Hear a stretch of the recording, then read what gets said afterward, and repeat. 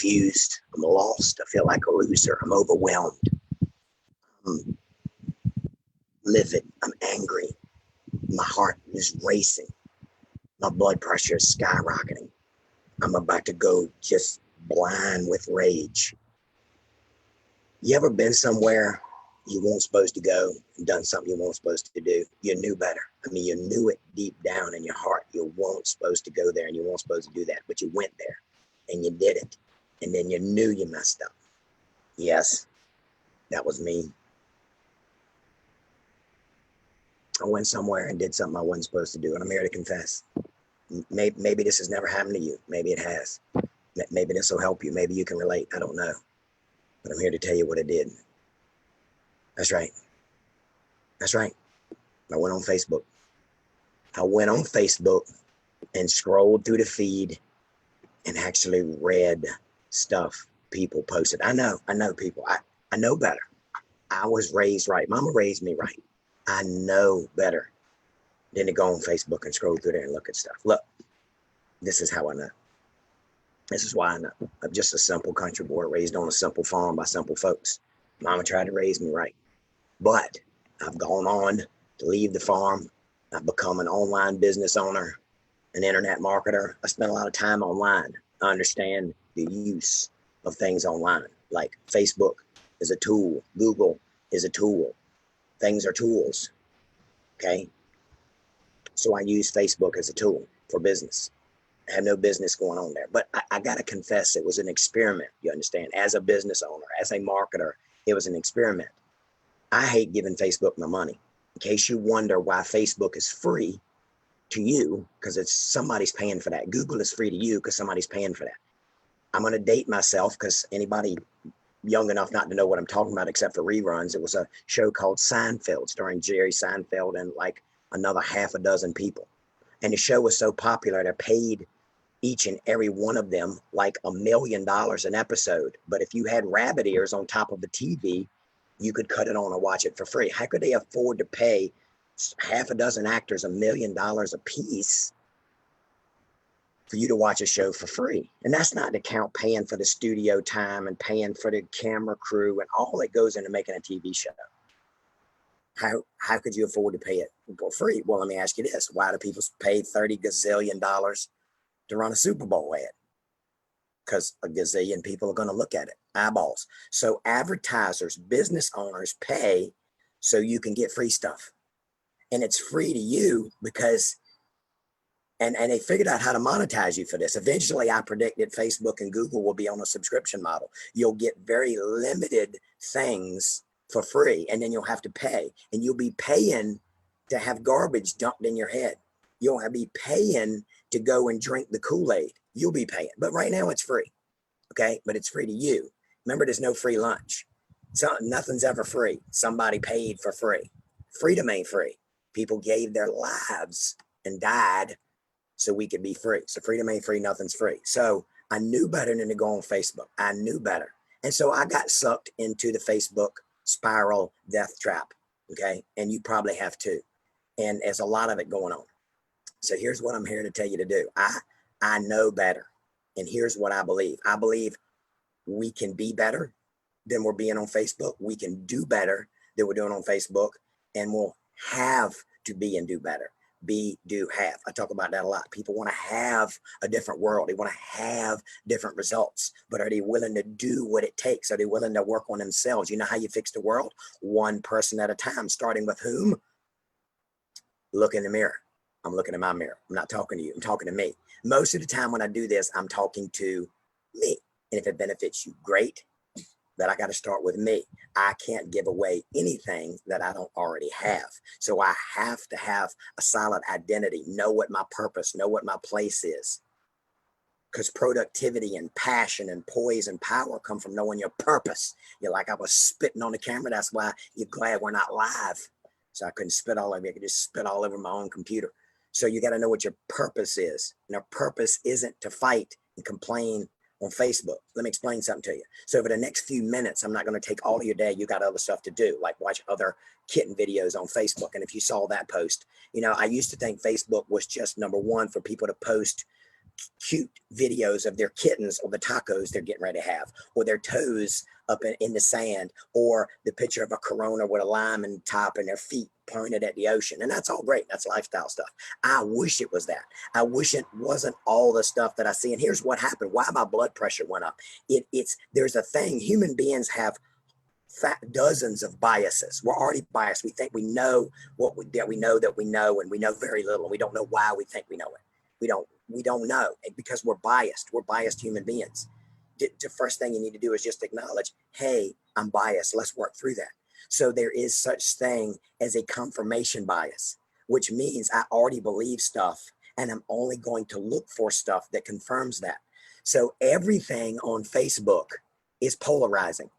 I either agree with it politically or religiously or whatever category you would put it in, but it's provocative, so it makes me mad. It's pointing out the group that I don't identify with, right? The group that's the opposite of what I identify with, whether it's politically, racially, religiously, whatever category you're gonna put that in, okay? We all are human beings. We all do that. We gotta own this, okay? So this is what I'm gonna teach you today. The confirmation bias. I only want to go look at stuff that's gonna confirm what I already believe. And what confirms what I already believe is not done from a positive spin. It's done to point the fingers at, put the spotlight on the other camp, the opposite, those other people that don't think like me, walk like me, talk like me, act like me. And that just makes me angry to see how they mock me, how they mock what I believe, right? And that's the way it's perceived. Or I see a direct post from the other camp, whatever you want to call that, right? The other camp that does the same thing by not going, look at my platform, it's superior. Nobody does that. Nobody puts their ideas out there based on their own merit. They only watch any political debate, watch any process of two human beings who are in conflict. It's never about, hey, let's find some common ground and see where our ideas may interlace and create a better environment for us all, a win-win. It's like, no, I got to beat you down and make you look stupid. That way nobody can find the gaping holes in my arguments, right? So every post, whether I agree with it or not, makes me angry. And there's something wrong with that. There's just inherently something wrong. So that's enough about the problem. I could spend all day talking about the problem. We have a problem. We as human beings have a problem. And I'm here to teach you how to solve that problem. If I could get my computer work, I've got this exotic setup outdoors. Guy was running a leaf blower continuously. But if you watch the weather, you'll never plant or harvest. So there's traffic noise and there's birds singing. It's life, it's Facebook, deal with it. So I'm here to tell you that money is not evil, nor is media, nor is anything inanimate object in and of itself evil, okay? So Facebook is just a form of media like Google, like CNN, like Fox News, whatever you subscribe to. Television, radio, the internet, everything is media. Media in and of itself is not evil. Money is not evil. Firearms are not evil. Governments are not evil. Capitalism is not evil. Fill in the blank with whatever system or structure or whatever, education, school systems, religions, fill it in the blank. None of them in them of themselves are evil. They're just systems created by people that may or may not be evil or good, depending on how you define that. So they're inanimate tools. They're inanimate objects and they're tools. Right? So people make evil and good choices. I try to tell my kids, don't tell your kids they're bad. They're not bad. They just make bad choices. Good people make bad choices. Bad people make worse choices. And there are bad people, let's face it. There's bad people. There's prisons and there's people in them. Now, some of them may have been wrongly accused, but more times than not, probably not. Okay? So there's prisons for a reason. Never mind, they're going to open them up. And, we're going to disband the police. So how do you put anybody in prison anymore? We'll talk about that later. That's a whole nother story. I don't want this to get political. I want this to be the opposite. I want to see how we can unite and not divide. Okay. So let's talk about the fact that Facebook appears to be evil, but it's not in and of itself. You may decide that Zuckerberg is. He may have an evil motive, like maybe Bill Gates has an evil motive. I don't know. That's for you to decide. But ultimately, all they can do is create systems. Zuckerberg is wealthy because he created a system, and we all go drink the Kool-Aid. But we've got to own ourselves and understand that Facebook, like any media, is a tool. A simple tool is a hammer. A more complex tool is Facebook. Now, let's look at the choices you can make with a hammer. You can use a hammer to build a house for a homeless person. Or you can use the same hammer, and may take a while and you'll be a good workout and break a sweat, I grant you that. But you can use the same hammer to destroy a house and make someone homeless. Think about that. Same hammer. Fill in the blank. Same firearm, same government, same law, police departments. I'm not making political statements. I'm making human nature statements. If you're in business to make money. Money don't come from products and services. Money come from other people. And the reason they give us money is not because we put a ski mask on and held a gun to their head, because that's not business, that's called crime, is because we exchange value. Nobody ever wants to trade down. Nobody says, well, I really got hosed on that deal on Amazon. No, you feel like you got a good deal. You feel like you got more value than what you gave in value of money. Okay? So people trade up. So I have to give more value than you feel like you have to give me in money. And then what do I use that money for? Money has no purpose other than to buy the things I need and make more money. So if I get some money and then I'll go buy housing and clothing and food, now for a little while I have somewhere to stay, somewhere to sleep, I have clean clothes and I have some food, but then the sheets get dirty, the clothes get dirty, the rent or the mortgage comes due, I'm hungry again, and I'm out of money. So unless I put that money to work making more money, it's worthless. It's like a burning candle. That's why it's called currency. It has to move. That's why the economy went to pot when number one, 40 million people are out of work. But if people don't go somewhere and put their money into the economy, it's not currency. Currency implies a current flowing, money or water in a river, or current for electricity. Electricity has to flow into my phone for it to charge. If there's no currency, there's no flow, there's no power. Okay. So the power comes from the flow. And that's why they don't want people to be producers. They want to be consumers, and they don't want them to save.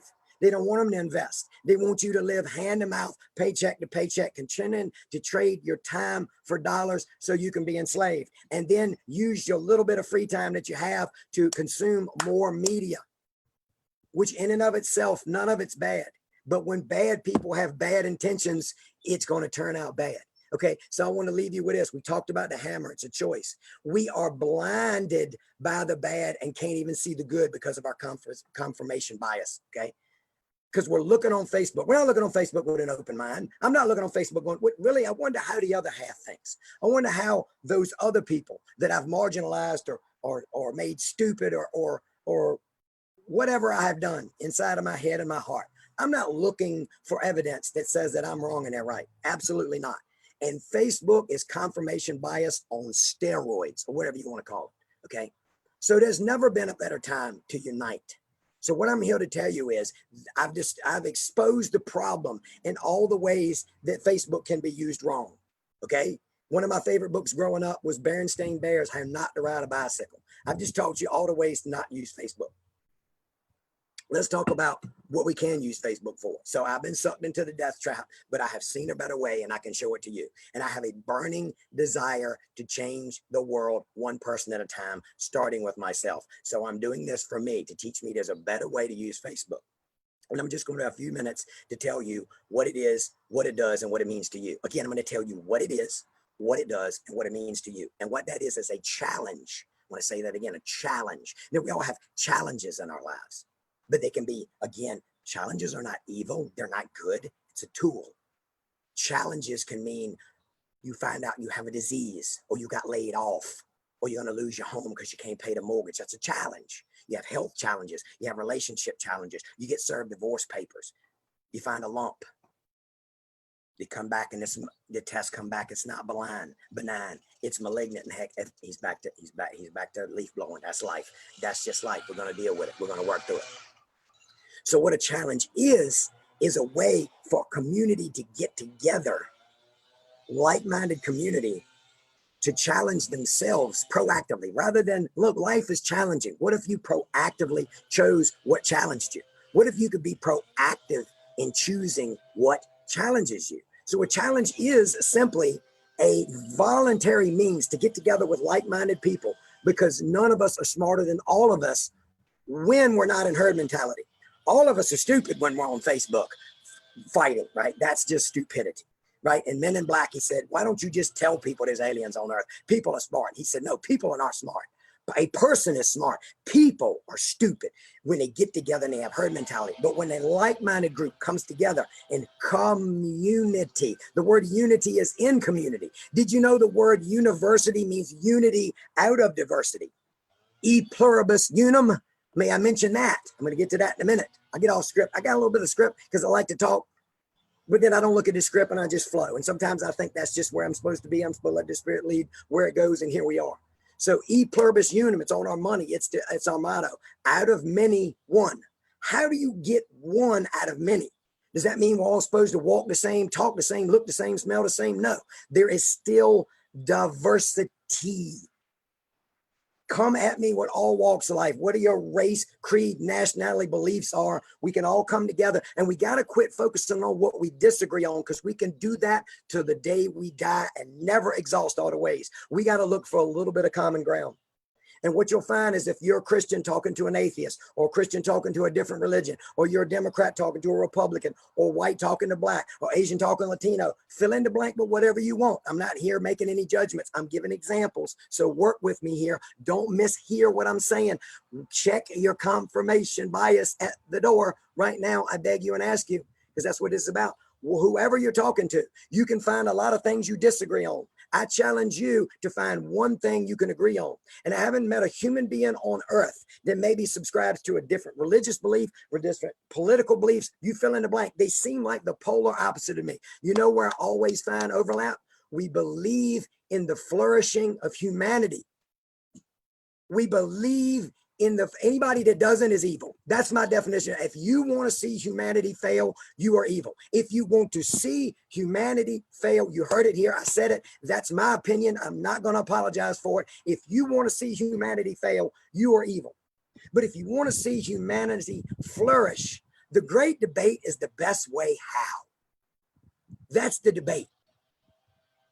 So if you bring up topics like, I'm gonna just throw it out there and not give you any judgment about it. If you throw out the topic of abortion or gay marriage, and again, I'm not trying to open up that can of worms. I'm saying pick something that is politically loaded. It is a hot fire poker in somebody's eyeball, no matter what they believe. Okay. What if you said, what would be best for the flourishing of humanity, and started from there? Rather than, well, you say this and I say that, and I've got an article that says this. Well, I got an article that says the exact same thing. The opposite confirmation bias, right? So what a challenge is being proactive. So we can agree that life is challenging. Let's be proactive and coming into community, unity in diversity, and come together and challenge ourselves together and help each other. Understand that unity comes out of community, and community comes from a group of people who understand their identity, the power that's in the purpose of what they bring to the table, to create synergy, to lift things up, not bring it down. Okay. So what a challenge is just that, a way that we choose. The power of choice is amazing. It'll save you, because if you give away the power to choose, you're a victim. You're done. If you no longer have the power to choose, you're done. Stick a fork in you, you are done. But if you have the power to choose, if you choose the power to choose, you have to choose the power to choose, then you are unstoppable. It is your choice. I'm here to liberate you in your choices. So if you choose to come together in a challenge, that's what it is. What it does is, again, it challenges your belief systems. It says, I'm not here to judge your belief system. I'm here to have you ask a question. Is what you believe, is what you think, is your identity and everything that makes you you, is that serving you? Do you have the life of your dreams in health, wealth, relationships, faith, finances, freedom, fun? Are you having fun? Are you free? Are you living the life of your dreams? If so, then it's time to challenge what you think you know. Now, if hey, listen here, you're saying, well, I got it all figured out and my life is stellar. Why do I need a challenge? You owe it to the world to come help us that ain't got it figured out. You need to come lead the challenge. You need to be an ambassador. You need to come in and lead, shine light in the darkness. If you got it all figured out, come lead. Don't hide. The answer to being free in your health and your wealth and your relationships and all the categories I already talked about is to help others do the same. It ain't to go hide. And nobody does that, by the way. Really successful, healthy, wealthy people give. They're the most generous people on earth. we paint most rich people because we paint everybody different than us. Rich people may broad brush how poor people are. They're lazy and they're stupid. Some of them may be, but that's a little bit dangerous. But I haven't met rich people that do that. But let's assume rich people do that. Does that make poor people what they say it is? No, but it don't make it any righter or wronger. It's just the same. If you don't agree with, if rich people said that about poor people, what if poor people say that about rich people? Oh, they're just conniving. They just rob from, from the poor and keep it all. You haven't heard of poor people building a hospital, building a school, building wells for people that don't have water? Where's that come from? Remember, I didn't pay Seinfeld $1 million per episode. A TV network did that because he had money. He knew how to generate it. And who gave them the money? Advertisers. And by the way, you can't keep money advertising. If you spend money, you don't make it back. Advertising has to work or you stop spending money on it. Like you run Facebook ads, you never make any money back, you stop running Facebook ads. Unless you're spending daddy's inheritance, and that's a bad way to do it. Have more fun and run Facebook ads. Okay, I digress. So what a challenge does is it challenges your belief systems to see if they're serving you. It looks at where you may have disempowering habits, and it looks at stinking thinking. I didn't coin that phrase. I have no original ideas. I stole everything I have from all that I have studied and read and looked to better myself. Better myself. They can say I'm not my best self yet. You'll know when I've reached my best self. I will take my last breath, curl up my feet in my bed, and giddy up. Head on to the next phase of eternity. Okay? That's how you know I become my best self. The best that I chose. Not maybe the best potential that was put in me when I was created, but the best that I'm going to do. That's my choice. Again, it's that dash. The date I was born, the day I died, what did I do with that dash? Did I try to become better every day? Let's keep going. So what it does is it challenges you in areas of belief systems, identity, habits, and stinking thinking. Because I'm going to stress to you today, be, do, have. People want to have stuff that other people have. We want to have it. We want to have success and health and wealth and relationships. We want to have it. But are we willing to do the work? Are we willing to do what they did instead of sitting and hating them when they got up early and they stayed up late and they sacrificed and didn't cut TV? They didn't watch TV. They didn't waste time on Facebook getting in fights and arguments. They went to work. So are we willing to do what they did to have what they have? If you're not, then it's the be. It's be, do, have. You have to be the person that will do the work, that won't make excuses, that won't find anything to do other than that. Procrastination is a monster. And if you feed it, it'll get stronger and it'll eat you and your dreams and your freedom and your family and everything you wanted out of life. Procrastination is an enemy. And if you feed it, it will get stronger and it will eat you. Get back to the notes. I got a lot of technology going on here. Don't judge me. Doing the best I can. So challenge does that. And so what that means to you, that means to you, you get to get in a group of like-minded people that support you, that aren't there to poke fingers at you, that aren't there to judge you.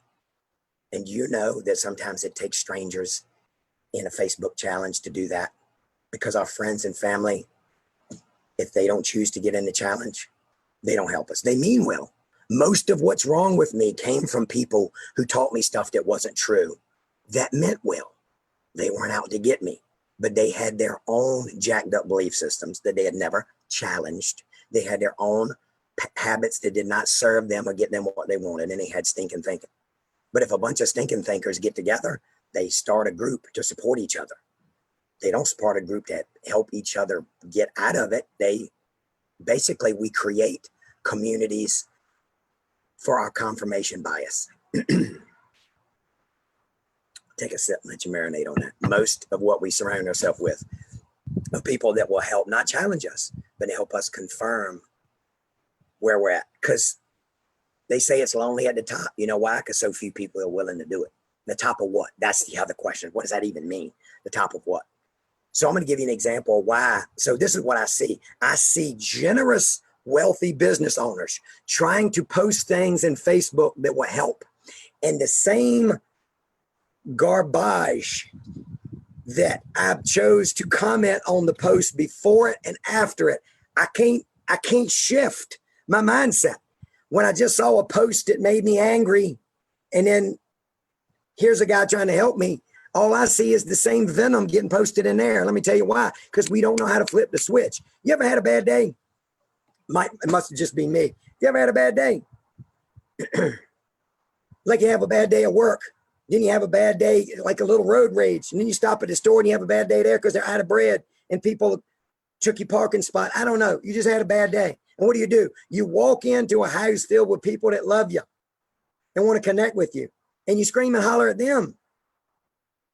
I'm not saying you did that, but I've done that. It's hard to cut it off. It's hard to shift from all that garbage and come home and not dump that on your loved ones. And it's the same with Facebook. There literally are people in there trying to help us. And it's like walking in the house and screaming at your wife and kid. Oh, I'm a man, so I said wife, but your loved ones. The people are in there trying to help us. So you got to gonna see it. You got to stop. So I believe there's a better way. I believe we can overwhelm, whatever that means. I believe we can choose a better path. So look, I have coached myself for years, which meant I've paid a significant amount of money for other people to coach me and teach me and mentor me. And so I subscribe to a collective coaching model that has helped in the last 7 years, tens of thousands of people in 27 countries with proven results. And we're already in the middle of a challenge right now that is changing, transforming, empowering people's lives on Facebook. I hate Facebook. Hate's a strong word. I hate Facebook. I hate Google. I hate Amazon. I hate Apple. I hate them. I use them as tools. I don't hate a hammer. I did one time when my little daughter hit me in the head with one. She didn't know it was hard. She thought it was a tool. See, when you think a hammer is a play hammer and you hit your daddy in the head, you don't know why he hollers, ow. So we got to choose unity, identity, and freedom. So we talked about what a challenge is, what it does, and what it means. What it means to you is you get to level up and challenge the way you do things so you can have more. Be, do, have. It's called the Unite Challenge. Fancy term, right? It's a challenge, and we call it the Unite Challenge because we need to unite. Now, a lot of people are struggling with this problem. There's a lack of freedom due to feelings of inadequacy, not belonging, or wanting to belong with the wrong group because you've got the wrong identity. And there's no unity in that. You can't provide unity to a community when there's not unity within you. And we've got hijacked values and belief systems. Remember, be, do, have, believe. It's funny when your mama told you to behave. I don't know why we pronounce it have. Well, because there's an E at the end, but why have is not have? I don't know, but this is not an English lesson. So it's funny that if you saw my post about behave is like be, have. Be comes before have. There's an implied do in there. So listen, I'll just tell you, everyone is telling you to stand up for what you believe. You gotta stand up for what you believe and speak your mind. But I'm telling you, that's completely wrong. I'm telling you, you need to first realize, what do you believe and where did it come from and who planted it there and why did they plant it there? And is it serving you and will it serve others to get what they want? Because it's not, then quit standing up for what you believe. I'm not saying don't stand up, but first look inside, look in the mirror and not the window. Everybody on Facebook is looking out the window for blame. You know how to change the world? Look out the window to give credit and look in the mirror to give blame. I didn't have that idea. I got it from Jim Collins in the book, Good to Great. Great leaders never take credit and blame the people around them. They always blame themselves as a leader. If anything goes wrong here, because I'm the leader, it's on me. Now, that's not false humility. That's just taking a ridiculous amount of ownership. And I mean ridiculous in a good way. It's ridiculous because it's ridiculous to most people who don't have what they want. Be, do, have. So if it's not serving you, it's time to rethink it. So there's a lot that I don't know. There's a lot I don't know. And there's probably better ways. And I can't tell you what to do. I can't tell you what to do. But I can ask you to consider doing something. Because you're grown. I'm grown. I ain't telling you what to do. And I don't know what I'm talking about. But what I do know is every moment that you waste, wait is waste. Every moment you wait, you waste. And again, you feed that procrastination monster, and the more you feed it, the stronger it gets, and the more it will consume you in your dreams. And we've been thinking about it all wrong. You're thinking about it all wrong. You're thinking that you can change someone's mind to your way of thinking by a clever post. If I just could find a more clever article, a more clever post, a more clever mean, I could change somebody else's mind. You can't even change your mind, and they're grown. You're thinking about it wrong. You can't change somebody else and get them to understand you, because guess what they want? They want to be first understood. Everybody wants to first be understood before they want to understand. If everybody does that, then nobody gets anywhere. So we're thinking about it wrong. The way we should be thinking about it is, how can I first understand the other person's point of view, as crazy as it may seem, and find some common ground on which to build a bridge of unity, to connect on a common identity, on a common theme of we want humanity to flourish, and share new ideas and concepts that benefit us both, the two in the discussion, and everything and everybody around us. Not to make myself feel right and superior. That's the wrong way. We don't share concepts, ideas, beliefs to feel right and superior. That's not going to work, because the other person's trying to do the same thing. Don't think for me to win, I have to get the other person to lose. Win, lose don't work. It's what you see in the world right now. For so-and-so to win, somebody else has got to lose. For one group to win, another group has to lose. That's not how it's going to work. What's going to work is, can we provide solutions that are win, win, win, win, win, win, win, where everybody wins? And the only way you can do that is you have to be committed to unity and a firm foundation of who you are, your identity and your purpose. We call that alignment with your assignment. An anointment for the appointment. Then things just can't go well no matter what, unless everything's aligned in the right way. I posted the other day, you want a recipe for disaster? Try to bake with the wrong ingredients. I don't care how good your intentions are. If say you're going to bake something, a birthday cake, and you don't have flour and you don't have butter and you don't have sugar. I don't bake, but I'm assuming those three ingredients are pretty key to baking most things. Now I know there's keto and there's paleo. I don't even know if I'm saying it right, and I don't care. Somebody will post in there how to pronounce it. I don't care. You remember when Jimmy cracked the corn? Jimmy cracked the corn, and he didn't care. All I know is, I know there's ways to bake without flour and sugar and butter. But let's assume that you grew up in the South where everything starts with butter and sugar and flour. My daddy used to cook. He'd make snap beans. Anybody not a green bean, that's for Yankees. A snap bean. And he would put in there sous vide, honey, sugar and dead hog, he called it. A piece of side meat, a piece of smoked and salted pork. Why? Because a snap bean may be healthy, but it sure don't taste that good. I don't see nobody eating snap beans right out of the garden, because they're not that good. So you got to have the right ingredients. What I'm telling you is, no matter how good your intentions are. So, but then you can take some good ingredients. This is another thing I posted the other day. What if I give you flour? That's a good ingredient. What if I give you butter? That's a good ingredient. What if I give you sugar? That's a good ingredient. But we also add mud and ball bearings. Is that cake going to turn out good? It's going to taste bad and probably chip a tooth. Not to mention the gastrointestinal issues you might have if you're able to get one of those ball bearings down there, depending on the size of them. If they're BB size, but if they're like cue ball size, man, probably not a problem. You can't even get it in your mouth or down your throat. But somewhere in between is probably going to cause us some problems, okay? So you can have some of the right ingredients, but if you come with some of the wrong ingredients, it still doesn't turn out. It's a disaster. So look, I hear what you're saying. I hear it. You know why I hear it? Because I got my Facebook ears on. That's how I can hear you right now. And you're saying something like this, Stephen, because that's my name. I hear you. And this sounds good. And some of it I've heard before, but some of it is new and tickling my ears. You got my attention. And all that's great, wonderful, and fantastic. Moments like this come and they go, and I go right back to life like it was. I started dancing in one place. That's pretty cool. That's why I don't sit down and talk, because I might break a leg or something. I'll talk about that another time. Why do they say break a leg when you go on stage? I'll tell you why right now. it was bad luck to wish somebody good luck. They assumed telling somebody good luck and they go break their leg. So you know what they did? They told them go break their leg and they didn't have good luck. Is that a good belief system? Speaking of belief systems, hey, go break your leg. Because if I say break your leg, you won't. But if I say good luck, you break your leg. Like, is that true cause and effect? Is that how the world works?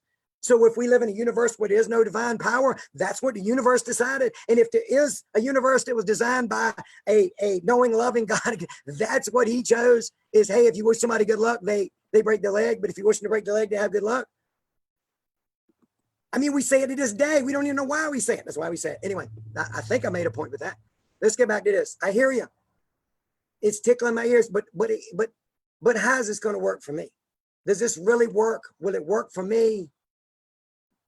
And that's exactly what we teach in the challenge. The first thing we address is this going to work for you? Are you a snowflake? Are you so unique as a human being that you don't have the same problems everybody else does?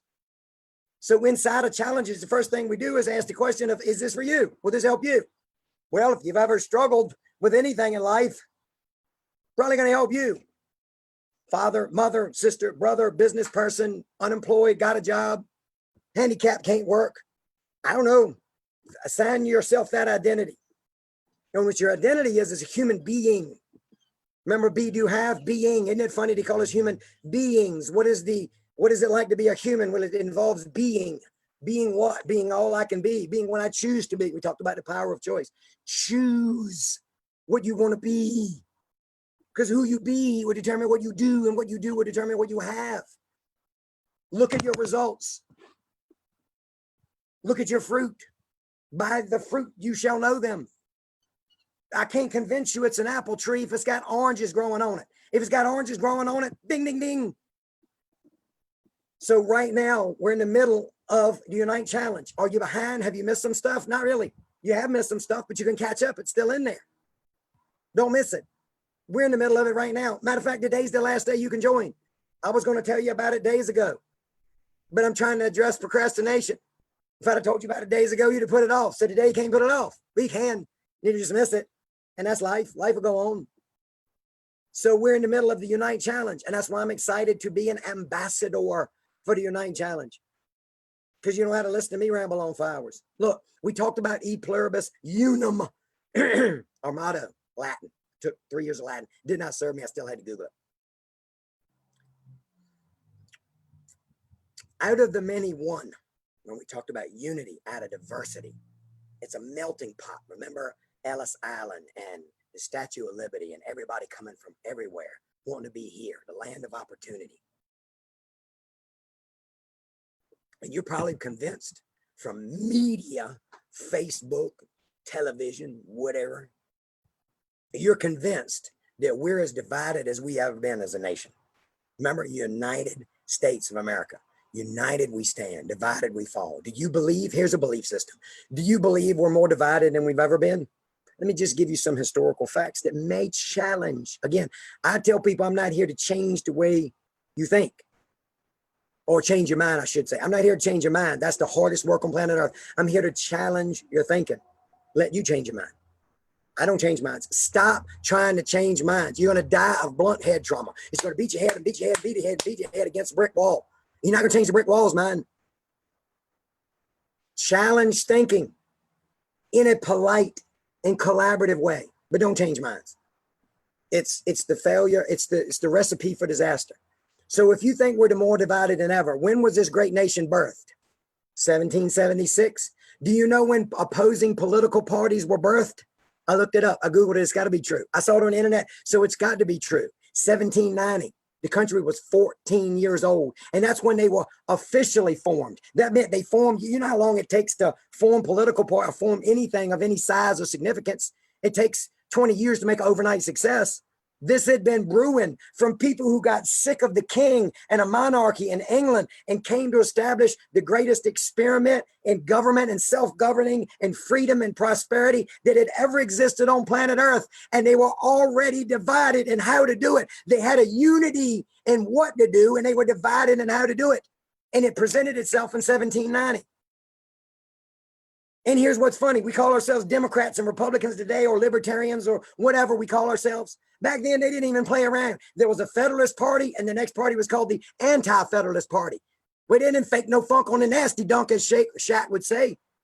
It'd be like if we just changed the name of the Republican Party to the anti-Democrats and changed the Democrats to the anti-Republicans. At least we know where we stand. Hey, we're not the Democrats anymore. We're the anti-Republicans. What if Republicans change their name to the anti-Democrats? We won't know who we're against anymore. Because we defined ourselves by what we're against. Oh, I'm preaching. I just made that up. We define ourselves by what we're against. You're not a dime a dozen. You're a billion a penny. A penny a billion. I got that backwards. Define yourself by what you're against. Join the clubs. Tell me what you're for. I heard a wise man once say, don't tell me that you're willing to die for a cause. There's a lot of people that are willing to die for a cause. Tell me that you're willing to live for a purpose. Was it George S. Patton that said, I think it was Patton, might have been somebody else. Google it, look me up, fact check me, I don't care. This the point of the story. It's not the idea for you to die for your country. It's the idea to get the enemy to do the same. That's in war. That's probably a bad example, but we are talking about war. So speaking of a divided nation, when did the Civil War happen? 1861 to 1865.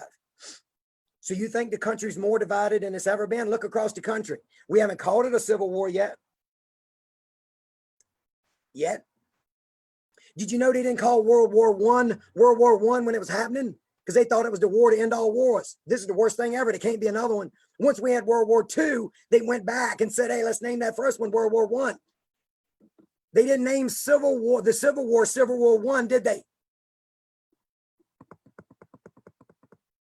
I pray that we don't name it Civil War I because we had a second one. Join me in that. We have a lack of clarity. We have a lack of direction due to hijacked identities, beliefs, and value systems. You need to choose who's speaking into your brain and into your life because it'll cut a rut. It's been proven neurologically. It'll cut a rut in your brain. I need you to remember back before on this country or anywhere, before roads were paved, it would rain and they'd get muddy. And there weren't pneumatic rubber tires. They were little wooden wheels on horse-drawn buggies. And if it was wet, that wheel went down to the axle and cut a narrow, deep rut. Now, what happens when it gets hot and the sun bakes that as hard as this countertop I'm standing in front of? If you're rolling around in a horse-drawn cart and your wheel falls in that rut, you're gonna be there a while. You don't have a jack to get it out. It's stuck. You can't turn it left. You turn it to the left or to the right, it snaps the wheel off. It breaks an axle. You're done. So they would say, choose your rut wisely because you're going to be there a while. You don't come out until the rut ends, until you find some patch of ground that wasn't muddy at the time when you cut the rut. Choose your ruts wisely. You might be there a while. They may define your path for a long time. Can't go to the left, can't go to the right, can't back up. Horses don't like to back up. They don't have horses. They don't have eyes in their butt. Remember, they got eyes right here, and we put blinders on them so they can only look forward. We need blinders on. I just made that up. That just happened. And sometimes the script works, sometimes it don't. I don't mean we need to be blinded. We're already blinded. We've got blinders put on us and blindfolds by the powers that be that want to manipulate us. You have the power to choose. So you need to ask yourself these questions. Again, I can't tell you what to do. I'm just giving you some things to try. Who am I? Ask yourself these questions. Who am I? What do I believe? What do I value? And why? Why do I believe that's who I am? Why do I believe what I believe? Why do I value that more than that? But the most important question, how has that served me so far? Will my existing identity, beliefs, and values eventually produce the results that I want, considering be, do, have? Do I have what I want? Am I willing to do what it takes to have the life that I want? And am I willing to do the work to become? And who you are is your identity and your beliefs and your values. That's why it's so hard to have what very few people have. So what are you going to do? You're going to join the Unite Challenge. You're going to get started and help yourself and help others. Or what's the alternative? So somewhere at the bottom of this, I'm going to post a link and you're going to click the link and you're going to follow the simple instructions. And it's pretty much enter your name and the email address. And then you'll be presented with the rest of the simple and easy to follow instructions. And then you'll learn a way to use Facebook for good and not evil. Now, can evil people do challenges? Yes, I just don't know that we call them that. I'm not sure that there aren't certain things that are happening on Facebook and Google and YouTube and TV and radio and podcasts.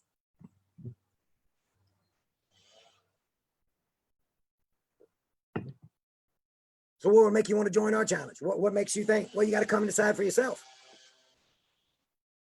There ain't one way to find out. So confirmation bias. You can just decide that I don't think like that. I don't believe in mindset and all that. Well, that's probably your first problem. You don't believe in mindset? How you set your mind? Oh, that's all woolly-bully, space age, far-fetched stuff. Okay, fine, great. But I promise you this, everybody that has stuff that you thought you had, that you thought you wanted, that you don't have, you sit around hating rich people or whatever term you use, for the people that have what you don't have, I guarantee they did this first.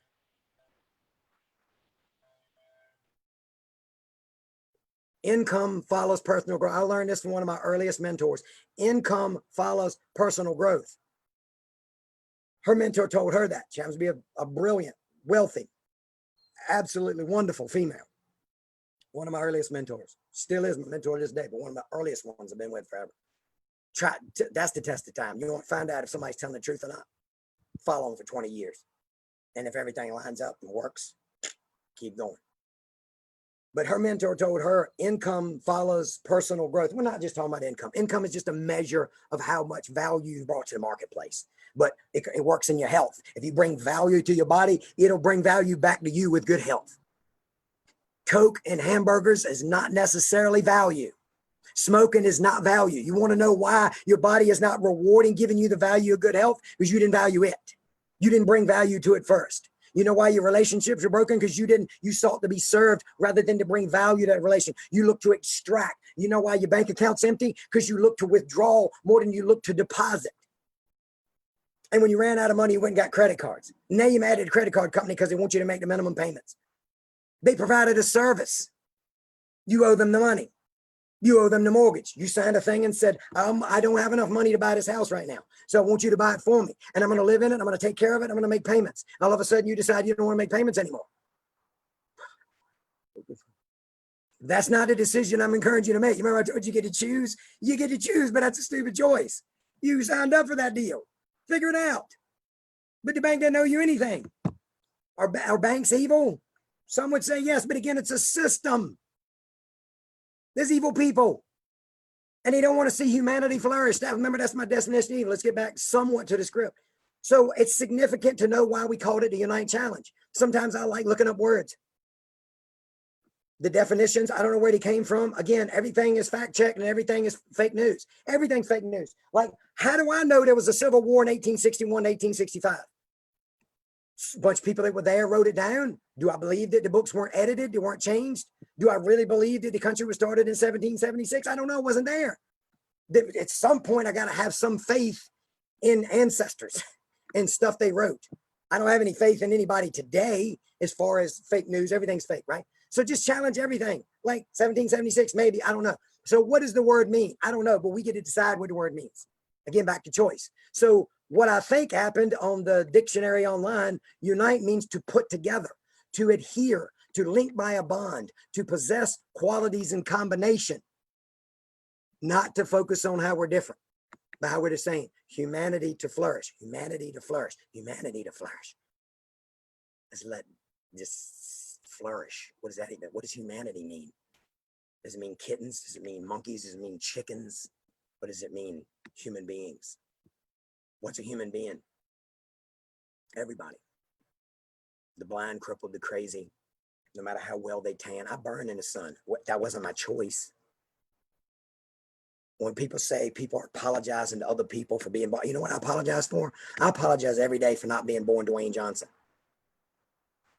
I say that tongue-in-cheek, facetiously. I mean, I wanted to be a big, good-looking, strong guy that played sports. I want to play college football, pro football, and then go on to be exceptional in movies.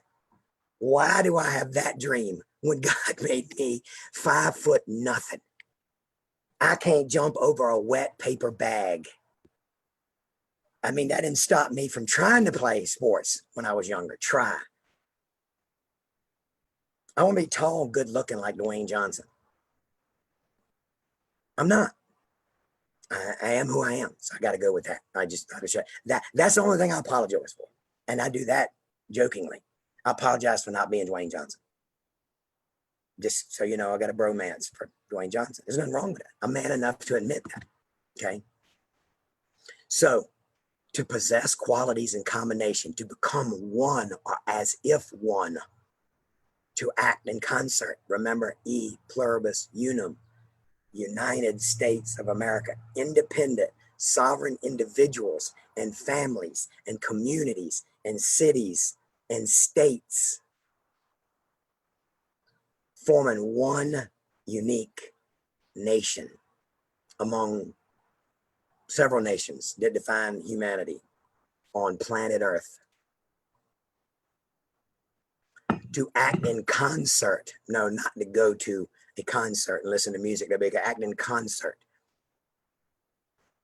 Hopefully when you go to a concert, I don't listen to classical music, but I mean, there tends to be more participants in an orchestra than in a rock band or a rap group or whatever. If you think about in concert, when you go to a concert or a ballet or an opera, how everybody's got to be on the same sheet of music, work together to have a concert. Everybody has to work in concert. Okay. What does challenge mean? Challenge is to arouse or stimulate, especially by presenting with difficulties. Again, life's going to present difficulties. What if you presented them? Is it hard to quit smoking? Yes. Is it easy to start? Yes. Is it hard to work out? Maybe. And this goes back to your belief systems. You know how people quit smoking? Because they make it harder to smoke than harder to quit. They make it hard to smoke on themselves. Again, challenging belief systems. I'm always teaching. There's always something underlined to what I'm saying. To arouse or stimulate, especially by presenting with difficulties. Oh, here's another one. To order, halt, and prove identity. So a challenge is, hey, I'm not going to let you get on this airplane because I'm TSA until I challenge you. I want to see your identification. Well, let's apply that to this. I'm going to halt you and ask you to prove your identity. And if you say you're too tall, you're too short, or you're too old, or you're too young, or you're too black, too white, too green, too rich, too poor, too whatever, then I'm going to challenge that identity. And I'm going to say, is that serving you to be everything you wanted to be? I have secrets I don't have time to get into today. We'll have to go into that later after the challenge. The challenge, this is where we start. This is not where we end. This is just the beginning. Party people. To halt and prove identity. That's a good one. I'm going to challenge you to halt and prove your identity. Not to me, you. Ask, is it serving you? A stimulating task or problem, an invitation to compete. I challenge you to a foot race or a wrestling match or whatever. An invitation to compete. In this case, don't compete with me. Don't compete with your neighbor. You're going to compete with yourself. You're going to wrestle with yourself. You're going to contend with yourself. You're going to see if you can first get yourself into concert with yourself and your identity, your be, do, have, before you can go do anything for anybody else. We tend to expect way more of other people than we expect of ourselves. Like, why don't you get your stuff together while I sit over here and goof off? The act or process of provoking or testing a physiological activity by exposure to a specific substance, like coronavirus testing. That happens to be, I could have taught this last year and we wouldn't have had that conversation. But when you test someone to see if they've had coronavirus, but in this case, we're not doing that. We're going to test not physiologically or your physiology. We're going to test spiritually, emotionally, intellectually, financially, any other word you want to put in the end. I don't know why I just did that. And then finally, the big thing around Unite Challenge is there's unity in our side of our identity. And identity is the distinguishing character or personality of an individual.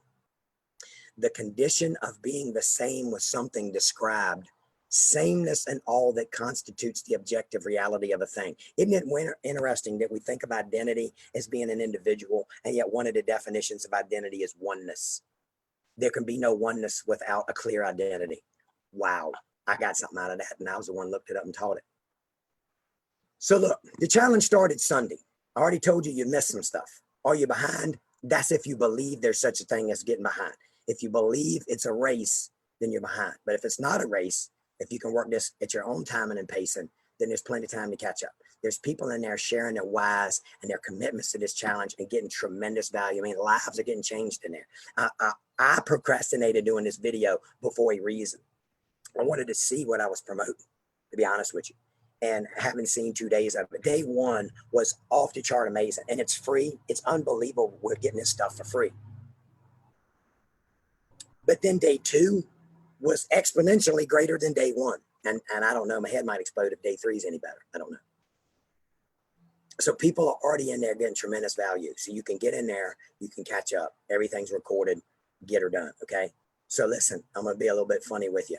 I'll go infomercially on you. You can't beat the price because for a limited time only, you get the low price of $0. It's free because we are insane to give away this much value that you can take advantage of right now. It's just free. Just do it. They're not supposed to be free. Challenges aren't supposed to be free because as Americans, we don't value anything for free. We have an elaborate library system. Most of the time, the library is empty. Books just sitting there, waiting to dump knowledge onto people, challenge belief systems, challenge value systems, challenge identities. Nobody's there. As Americans, we don't value free. But it's free, sorry. So you get our no hassle, no questions asked, easy and simple money back guarantee. If you're not completely satisfied, then you get all your money back, 100% of the $0 and cents you pay to get in this. Look, let's get back serious again. I want you to picture a day when you can see and feel improved results in your life, where you are now certain of who you are and where you belong and have a solid grasp of your purpose and alignment with your assignment and an anointment for your appointment. I want you to picture a day when a loved one would say to you, you know, I gotta tell you, wow, you've just really been present lately. You feel like you're just here for me. You see me, you listen to me. I feel like you're at peace and really sure of yourself. I don't see you losing your mind on Facebook anymore and hollering and screaming and throwing the phone. I had to add that in there. Yes, there's a day you can do that. And my favorite, the day where the loved one says, and you know, because you're so sure of yourself, because you're so in alignment with your assignment, I've never been more attracted to you than I am right now. I'll let you imagine that day for yourself. Finally, picture a day when you are living the life of your wildest dreams, on fire with passion for where you are in life and helping others do the same.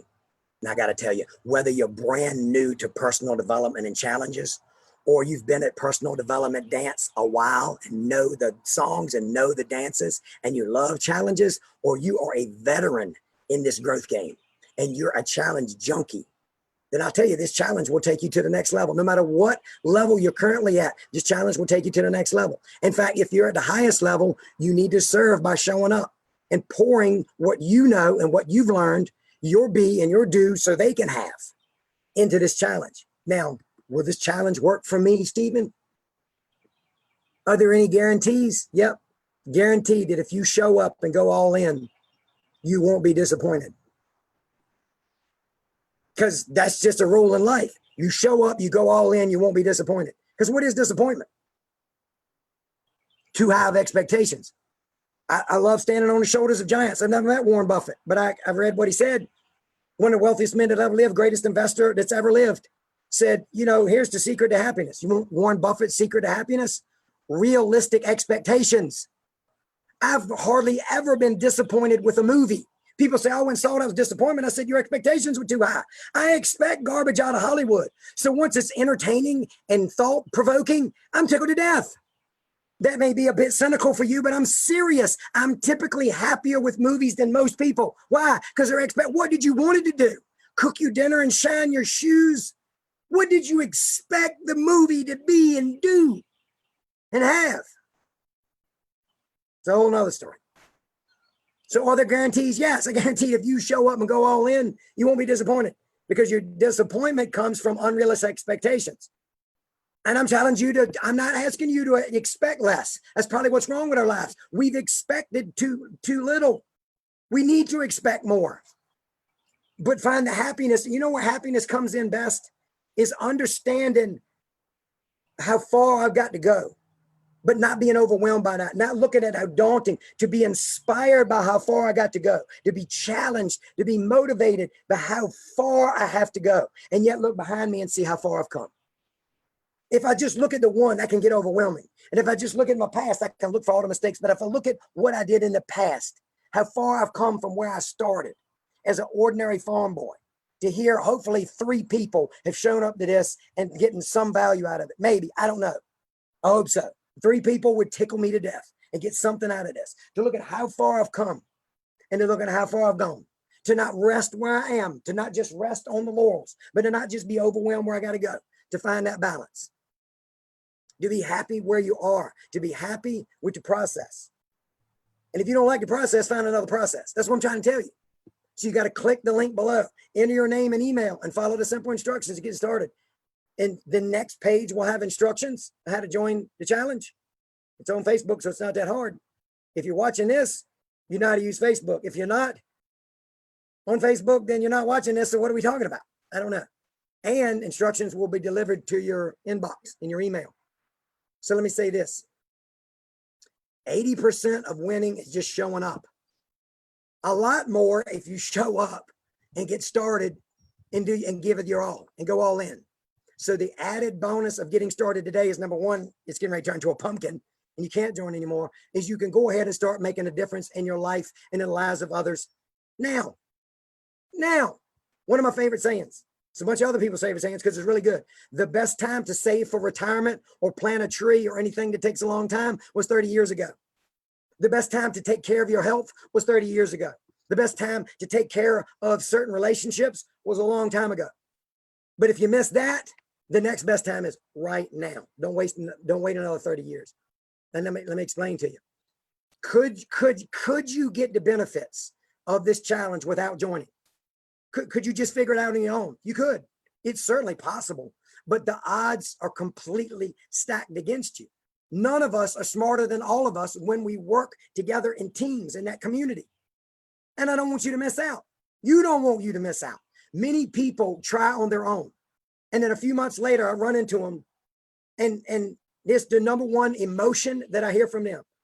The number one emotion I hear from people months after I offer them something that will make their lives better. You know what that emotion is? Regret.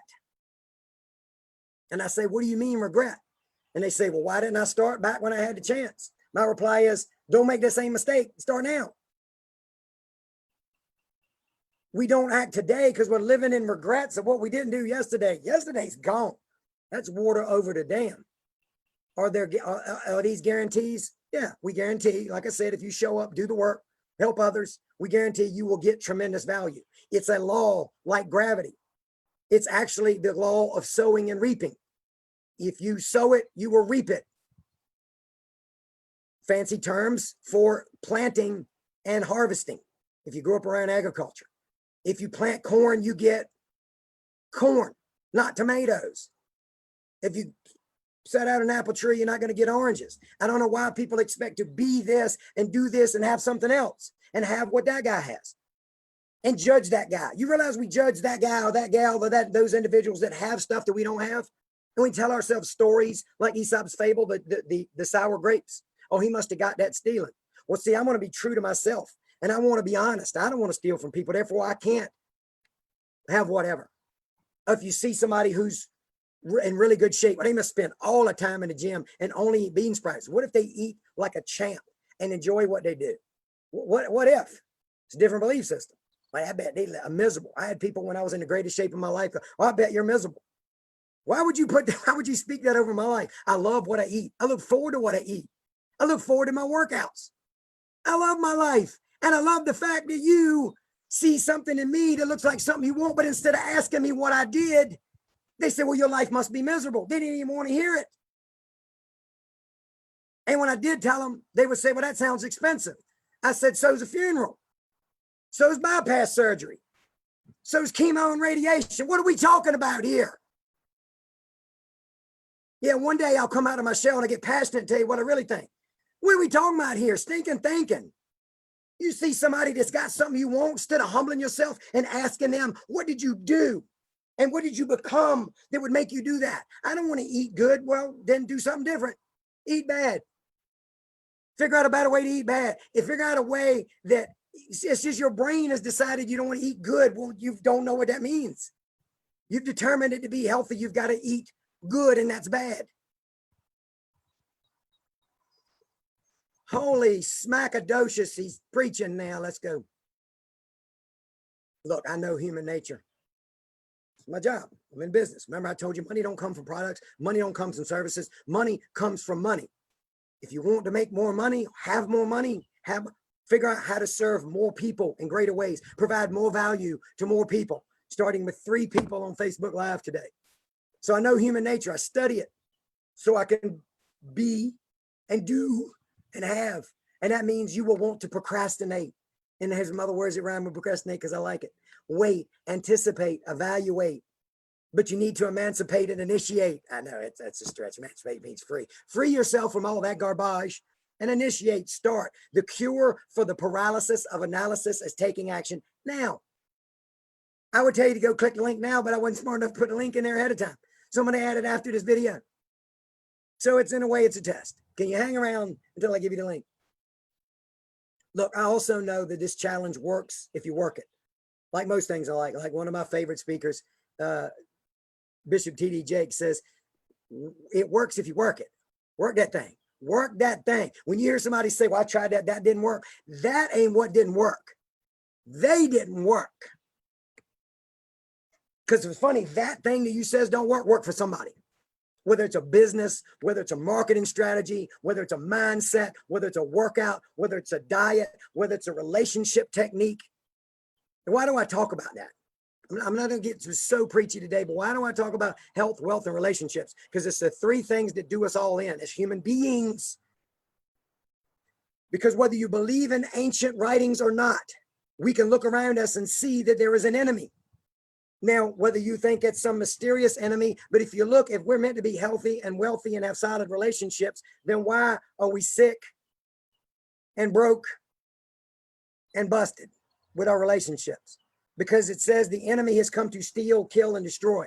And it literally means steal, take our wealth, take our possessions, kill us with disease and destruction, destroy unity in relationships with your spouse, with your loved ones, with complete strangers, with people in a different political camp or a different race or a different whatever. Steal, kill, destroy. That's the enemy. There is an enemy, whatever religion you subscribe that to, there is an enemy. And it is what's trying to take, and if you don't want to demonize it, pun intended, then remember this. They asked a great theologian to write an article about what was wrong with the world. This was hundreds of years ago or dozens of years ago. I don't know. Fact check me. I don't even remember who it was. I'll look it up later. This is what he wrote in the article. They were expecting some long epistle about what was wrong with the world. This is what he submitted. What's wrong with the world is me. Done. Who said, I have seen the enemy and it is me? You worried about the speck in the other guy's eye when you got a telephone pole sticking out of yours. First, deal with the telephone pole that's sticking out of your own eye before you can help anybody else. That's not selfish. That's just common sense. Put your oxygen mask on first before you try to help the elderly or the tiny. It's not because you're selfish, because if you drop dead, you're no good to anybody. I know this challenge works if you work it. I tell people it works if you work it. It works if you work it. So to help you make the right decision, I just want to tell you that every moment you wait, you waste. Every moment you wait, you waste. And what you feed grows strong. And if you feed that procrastination monster, it will continue to grow and ruin you. If you can't tell, I'm passionate about this. I believe we're meant to be better. I believe we're meant to do better. I believe we have to be and do better. I'm not here to change your mind. I'm here to challenge your thinking. So remember before, at the beginning, I spun you into a story, played a little bit of a trick of where I was overwhelmed, dazed, and confused, anger, heart racing, blood pressure, teeth gritted, mad, cortisol out. If you'd have had machines hooked up to me, you have machines hooked up to you when you get mad. You know how we could put all drug dealers out of business? All drug dealers. The legitimate ones and the illegal ones. I mean, the guys on the street selling illegal drugs and the pharmaceutical companies. Yes, the pharmaceutical companies. I'll put them all out of business. Call them drug dealers if you want to. That's my term. That's the identity I've given them. Learn to use the most powerful chemicals on earth, and they're the ones put in your body that you can release. Some are great, some not so much. I think it's interesting that when you have a great experience, your body releases dopamine and endorphins, and they last in your body about 10 to 15 minutes. But if you have a bad experience, your body releases cortisol, and that'll stay in your body literally for years. Years. And it'll kill you. It'll eat you from the inside. The chemicals that your brain releases, it's your brain. Make a choice to control the chemicals. You have a drug dealer living inside of you. Choose what you consume. So I'm going to close the loop. There's a better way. Facebook is just a tool like a hammer. You can choose to use it for good. You can choose to use it for evil. If you find yourself getting just bent out of shape on Facebook, I challenge you to consider using Facebook for a different purpose. You know my story. I know better. I know better. I confessed that I went in there to just do some Facebook experiments, to mess with the algorithm, to see what would happen when I commented and shared and posted, what would happen with my posts. Purely selfish. If you think doing that is selfish. But what if I'm posting stuff like this that hopefully will help you? Is it selfish? Is it selfish to want Facebook to show stuff that I think will help people to more people? Or is it selfish for them to charge me money to get in front of more people? No, because they got bills to pay too. None of it's selfish. It depends on how you look at it. What is selfish? Is putting your oxygen mask on first selfish? If you're it's selfish if you only do that and don't help the person next to you. It's not selfish if you take care of yourself so you're better equipped to provide more value to people around you. Because you can't provide anything you don't have to give away. If you don't love yourself, you can't love others. Someone taught, love your neighbor as you love yourself. That's permission right there to not hate yourself. Because if he gave you permission to hate yourself, he gave you permission to hate your neighbor. And we know better than that. Love yourself so you can love your neighbor like you love yourself. That's why day one we talked about self. Not because we're selfish, because we're selfless. Because without self, what do we to anyone? And day two was, so it was unity to self because it's unity challenge. Day two was unity with others. And day three is unity with divinity. Unity with divinity. That's a heady subject. That's just day three. There's 7 days of this.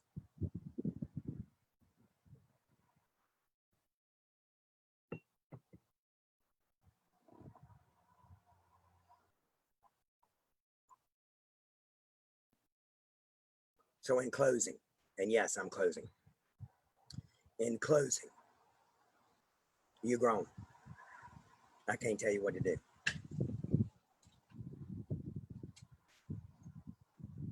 And I can't change your mind, nor should I want to. But I'm here to challenge your thinking. And because you are grown, that means you can make choices. And I want you to own your choices. Because if you give away your choice, you're in a prison, but you created it. You put yourself in there. You locked the door and you threw away the key. Remember Otis on Andy Griffith, the town drunk? There may have been an episode where somebody else locked him in there, but Otis locked himself in the jail. He knew where the key was. He put himself in there. He put himself in the jail. He put himself in the jail while he was drunk. Why? Because he broke the law. Well, public drunkenness maybe. So he wouldn't break the law.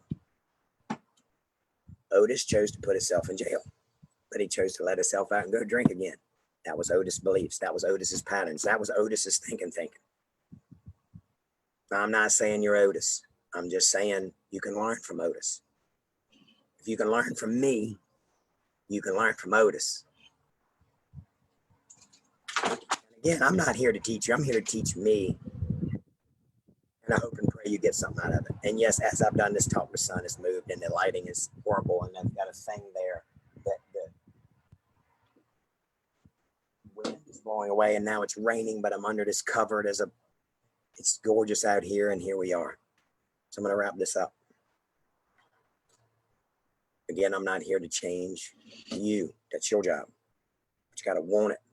I'm not here to change your mind. I'm here to challenge your thinking. And the number one way to do that right now, like I told somebody the other day, look, give me a minute to finish with this. Give me a minute to wrap up with this. Just bear with me here.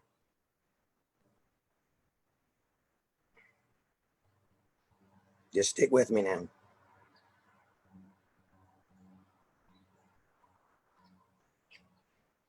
So I've been promoting this challenge, not just on Facebook, but via email to friends.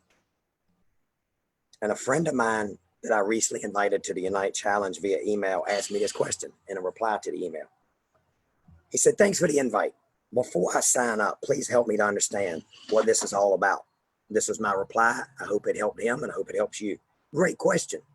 Since I am an online business owner and internet marketer, I spend a lot of time online. That makes sense, right? And I have noticed that all of the biggest names in who's who, like Tony Robbins and Dean Graziosi, who's a business partner with Tony Robbins, who has done tons of infomercials and online marketing, has done over $1 billion in business, just to name a couple, are doing online challenges. Challenges are the best way to congregate a tribe of like-minded people who all want to be the best they can be, to improve their life and their world, and challenge them with new exercises and training that challenge their limiting beliefs, harmful habits, and stinking thinking. It's a game of everyone leveling up, and none of us are smarter than all of us, because united as one in one community.